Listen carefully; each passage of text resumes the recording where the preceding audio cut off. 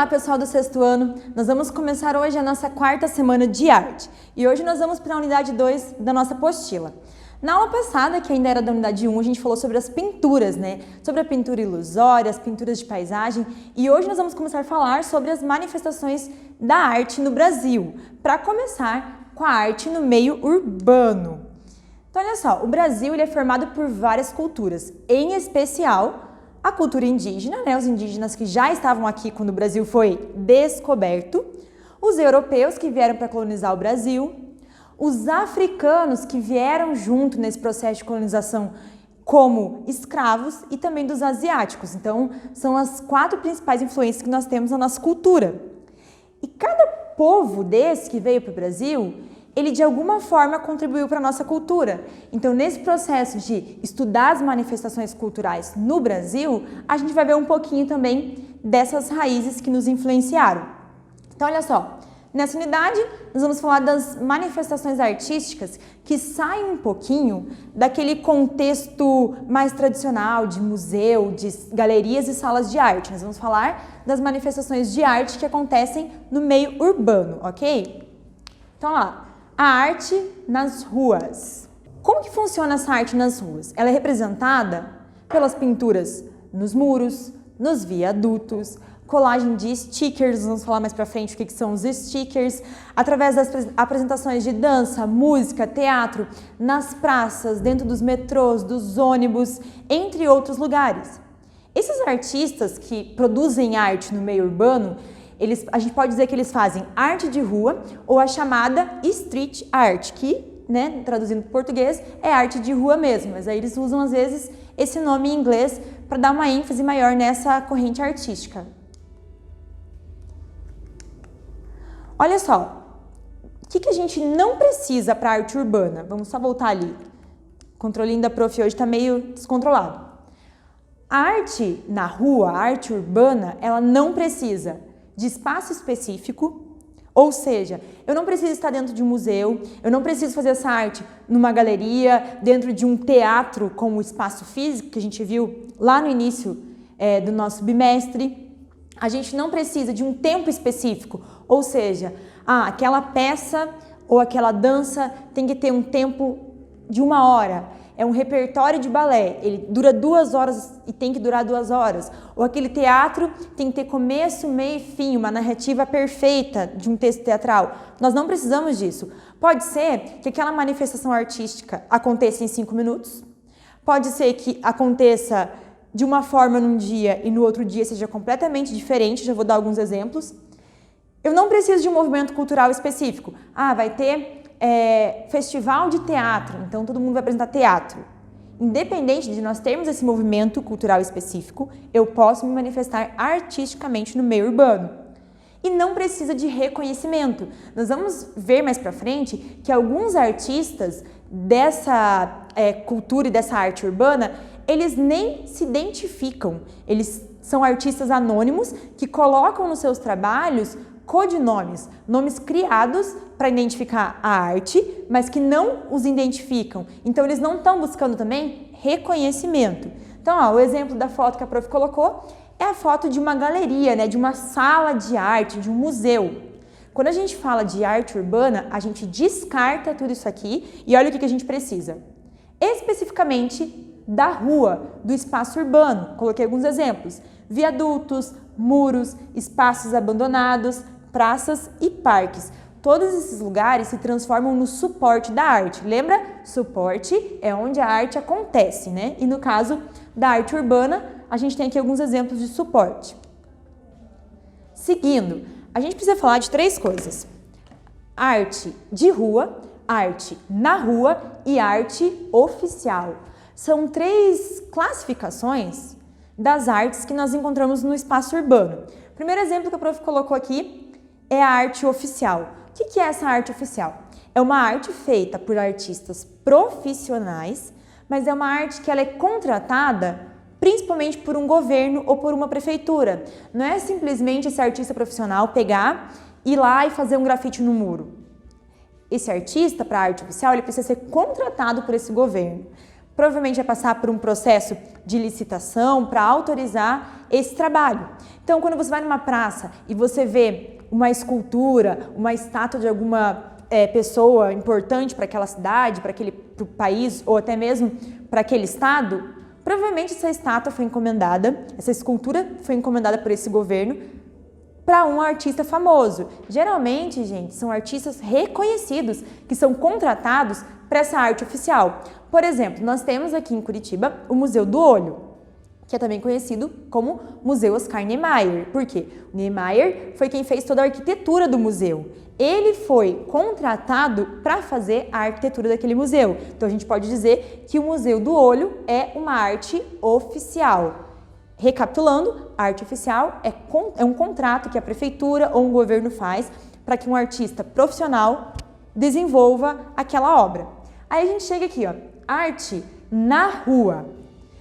Olha que complicado, nós temos arte na rua e arte de rua. A arte na rua, ela vai ser feita por artistas profissionais que escolhem a rua como o seu palco, né, o seu suporte principal da arte. Por exemplo, pode ser uma bailarina formada que escolhe uma praça para fazer suas performances em dança. Pode ser, por exemplo, um artista das artes cênicas, um ator formado, mas que ele escolhe, por exemplo, um terminal de ônibus para fazer suas esquetes teatrais. Pode ser, por exemplo, um artista das artes visuais, num espaço público, num calçadão do centro da cidade, desenhando ou esculpindo. Esse artista, geralmente da arte de rua, ele é um artista que tem estudo, que tem formação em arte, mas ele opta por não ficar nos museus, ele opta por não deixar o seu trabalho nas galerias. Ele escolhe o espaço urbano para se manifestar artisticamente e também para divulgar o seu trabalho. E aí, na sequência, a gente tem a arte de rua. A arte de rua, ela vai ser a mais popular que a gente tem, porque esse artista de rua, geralmente, ele não vai ter formação artística, mas ele vai desenvolver as suas habilidades com a arte. E aí ele começa a trabalhar no espaço urbano. Por exemplo, vocês já viram aquelas estátuas vivas que ficam geralmente próximos aos semáforos? Tem aqueles que se pintam todos de prateado, aí eles ficam no semáforo para fazer algumas performances e ganhar dinheiro. Artista de rua. Pessoas que às vezes fazem artesanato ou bijuteria e aí ficam nos calçadões, nos terminais de ônibus vendendo. São artistas de rua. Eles não têm uma formação específica, mas eles trabalham vendendo a sua arte. Geralmente, agora a gente não está saindo, né? Mas se você já foi para o centro de Curitiba, o calçadão principal do centro de Curitiba é a 15 de novembro. Nesse calçadão tem vários artistas de rua, de estátuas vivas até desenhistas, caricaturistas, pessoas que ficam lá fazendo vários tipos de arte. Às vezes tocando, cantando. Ah, prof, mas você falou que, por exemplo, uma bailarina formada, ela não é uma artista de rua, ela é uma artista na rua. Ok, mas todos os artistas que se manifestam com dança, teatro e música e não têm formação, eles vão ser considerados artistas de rua, porque eles não chegaram nem a ter a oportunidade de estar dentro dos museus, das galerias, dos teatros, dos espaços de arte. Eles têm a rua como o principal meio para poder espalhar sua arte e fazer a arte de fato, ok? Então, só para a gente entender essa questão aí da arte urbana. Seguindo, primeiro ponto que nós vamos falar da arte urbana agora é o grafite. Coloquei para vocês uma foto, um exemplo de grafite, e vamos pensar o que é esse grafite. O grafite, ele vai ser um desenho estilizado que pode envolver imagens, símbolos e palavras, e vai ser feito com spray. Então esse artista, ele desenvolve, ele pensa, faz o projeto daquilo que ele vai grafitar. Geralmente o grafite, gente, ele não é feito de forma ilegal ou não é autorizado. A pessoa, o artista do grafite, quando ele vai para grafitar um muro, é porque ele já teve a liberação do dono daquele imóvel para grafitar aquele muro. Não confundam com pichação, tá? Pichação com CH é crime, tem uma lei lá para isso. Toda vez que uma pessoa picha um muro, ela está cometendo um crime, então não confundam pichação com grafite. E aí tem uma coisa interessante para a gente pensar aqui nesse momento. Raramente um pichador vai pichar em cima de um grafite. Por quê, gente? Vocês conseguem imaginar o porquê que um pichador raramente vai pichar em cima de um grafite? porque ele respeita o grafiteiro. Para ele, é como se esse grafiteiro fosse alguém acima dele na mesma arte. Então, até fica aí como dica para aqueles que têm problema, né? Às vezes moram numa casa de esquina com um muro muito grande, aí seu pai pintou o muro, no dia seguinte tá lá tudo pichado. Aí ele foi lá, pintou de novo, passou mais uns 2 dias, já picharam de novo o muro. Talvez uma solução para isso seria o quê? Contratar um grafiteiro para fazer um grafite bonito no muro. Porque raramente, depois desse grafite pronto, vai chegar um pichador ali e vai estragar aquele grafite. Porque eles têm uma ideia, dentro da cultura de hip hop, de respeito. Então, o grafite, ele é arte, tá, gente? Considerado arte. E aí a gente tem algumas técnicas de grafite, mas a que eu quero mostrar para vocês hoje é a técnica do 3D. Quando a técnica do 3D começa no grafite, ela se prende somente às letras, a fazer letras estilizadas com efeito de perspectiva e de sombra. Conforme o grafite vai se desenvolvendo e esses grafiteiros, né, vão estudando e aprimorando a técnica, chega nesse resultado aqui, ó, do grafite 3D, que a imagem toda ela tem um efeito 3D e dependendo de onde esse grafite é feito, a ilusão do 3D é maior ainda a ponto de confundir os olhares mesmo. Olha o exemplo desse grafite. Ele fez como se fosse uma cratera no piso. Aqui vocês podem ver que tem água correndo. Tem como se fosse uma tábua pintada também, para passar por cima dessa cratera. A moça ali de bicicleta passando em cima e meio desconfiada se é um desenho mesmo ou se realmente tinha um buraco ali. Então é o grafite 3D.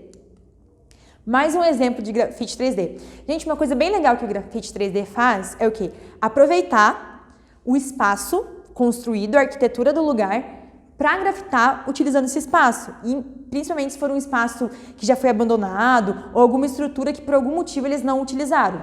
Olha o exemplo desse viaduto. Gente, quando você olha nesse ângulo que a foto foi tirada, realmente parece que é um menino puxando para sair de dentro do viaduto, do túnel do viaduto. Mas olha só, o rosto do menino e o braço foram pintados do lado de lá do grafite, do muro, perdão. Mas a técnica faz com que pareça que ele está vindo de dentro, bem do centro mesmo do túnel. E a mão dele foi pintada desse lado e dá todo esse efeito de 3D mesmo, só para vocês entenderem como que funciona.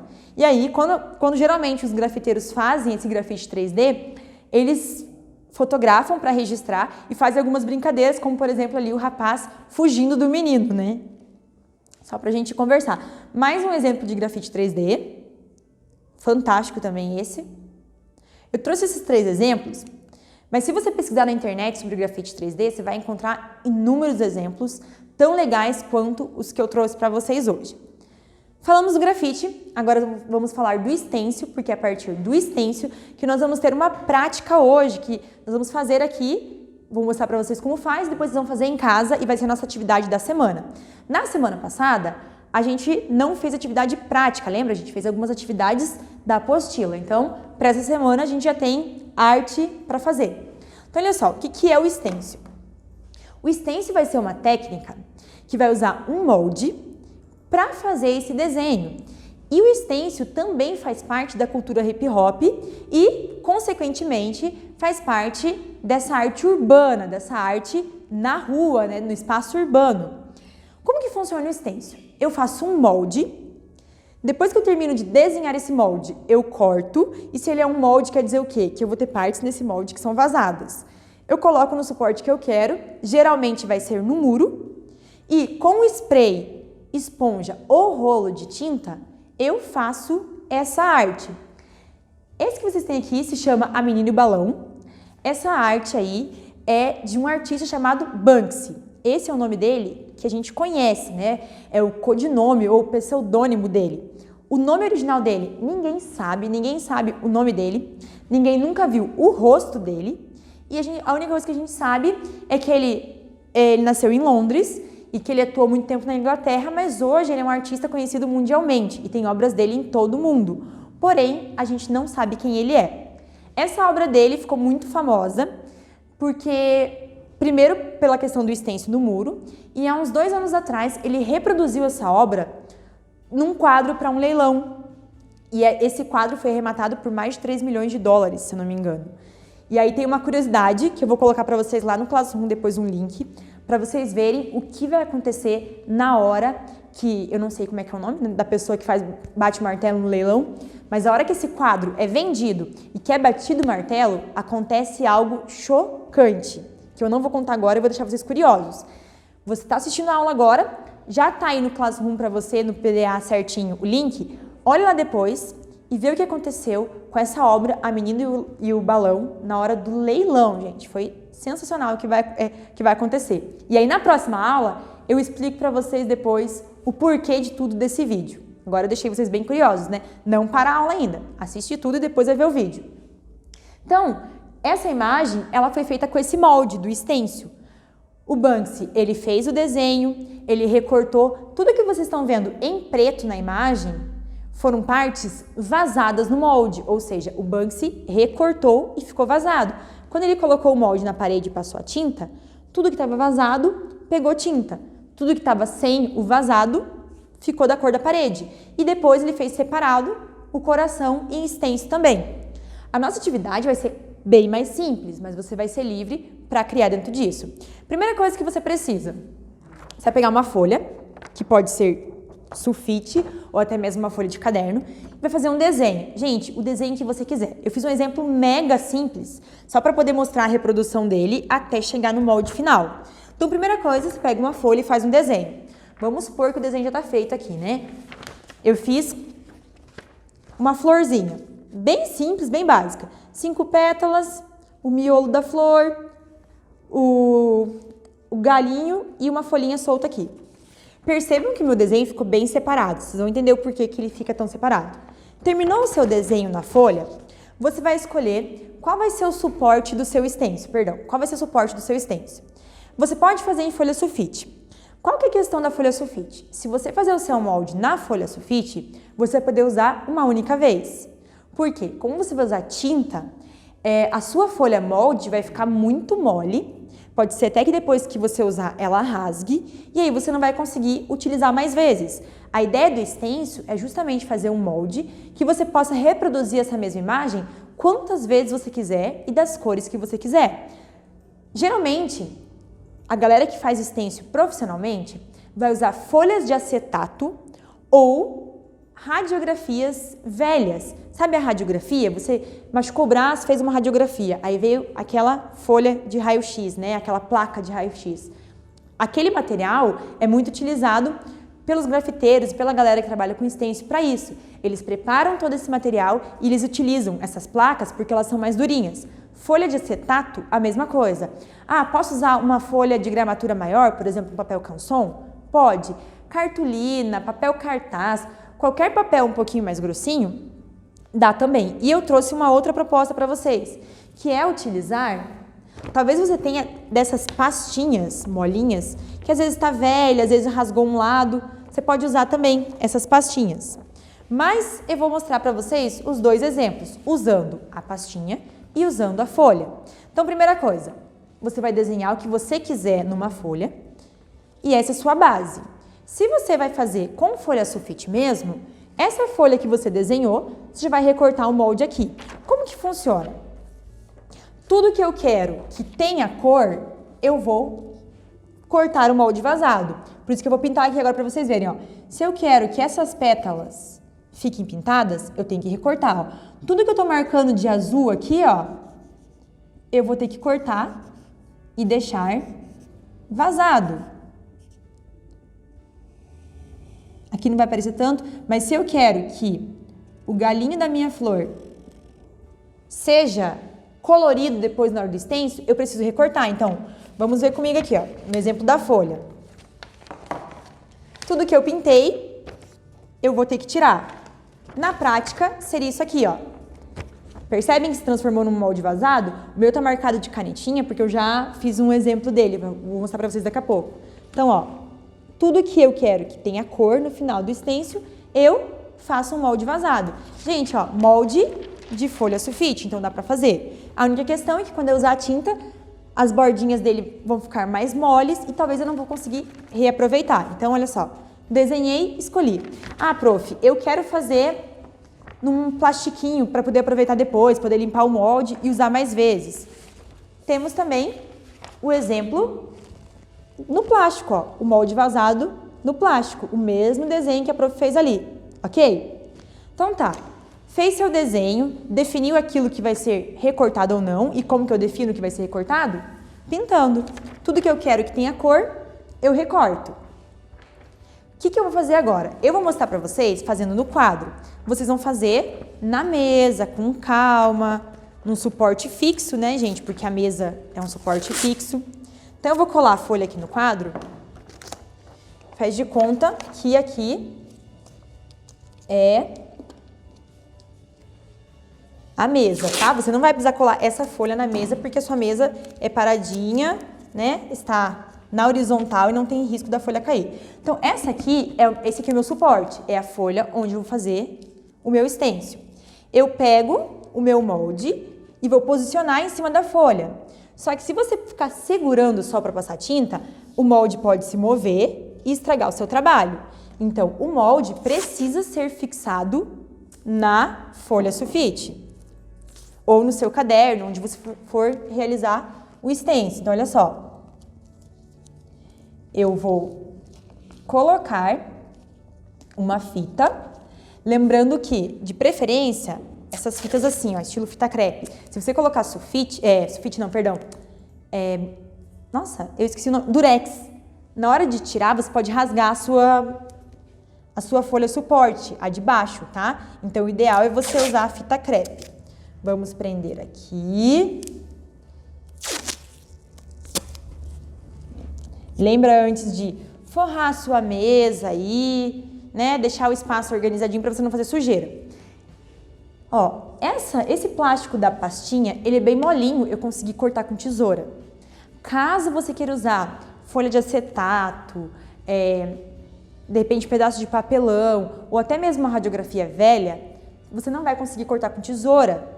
Aí, o indicado seria estilete, só que para usar o estilete, você vai precisar da ajuda dos seus pais. Então, chama eles para te ajudar, caso você opte por um material mais durinho para fazer o molde. Mas como eu já mostrei para vocês, o molde de folha sulfite, ele funciona tanto quanto o molde com material mais durinho. E esse aqui você corta tranquilo com tesoura, tá? Só tem que cuidar na hora de cortar para você não arrebentar as partes que tem que ficar unidas, né? Onde eu não quero que vá a tinta. Como que você vai fazer? Eu vou mostrar aqui e eu já tenho um pronto ali para dar uma ideia mais ou menos. Eu fiz uma flor bem simples. O desenho que você vai fazer é livre. Eu posso fazer essa flor inteira de uma cor só, ou eu posso brincar com várias cores. Para mostrar esse exemplo aqui, eu vou fazer com uma cor só, porém o que eu vou mostrar depois, pronto, eu fiz com 3 cores. Se você quer usar mais de uma cor, você pode usar esponja, percebam que a minha esponjinha tá suja já de tinta, e pincéis, se você for usar mais de uma cor. Se você for usar uma única cor, você usa só a esponja. Como que funciona? Eu vou fazer a minha flor todinha de vermelho. Você pode colocar essa tinta num pratinho, tá? Ou colocar aos pouquinhos direto na esponja, com muito cuidado. A minha esponja, ela tá molhada ainda. Eu fui limpar ela e deixei ela um pouquinho molhada. Você vai dar batidinhas no seu molde. Por que não pode esfregar? Pensa aí, por que você acha que não pode esfregar? Se eu esfregar o meu molde com a esponja, a tinta vai entrar por baixo dele. E aí não vai ficar o desenho que eu quero. Então são batidinhas, ó. Eu dou batidinhas com o meu molde, com minha esponja, perdão. Aqui eu vou fazer tudo de uma cor só, tá? Porque como é o vídeo, eu quero mostrar pra vocês mais rápido, porque a gente não tem tanto tempo assim pra esperar. Olha só, eu fiz tudo de uma cor. Perceberam? Vamos supor que eu quisesse, como eu vou mostrar daqui a pouco pra vocês o exemplo pronto, fazer o miolo amarelo. Primeiro eu podia fazer só com a esponja as pétalas, todas de uma cor só.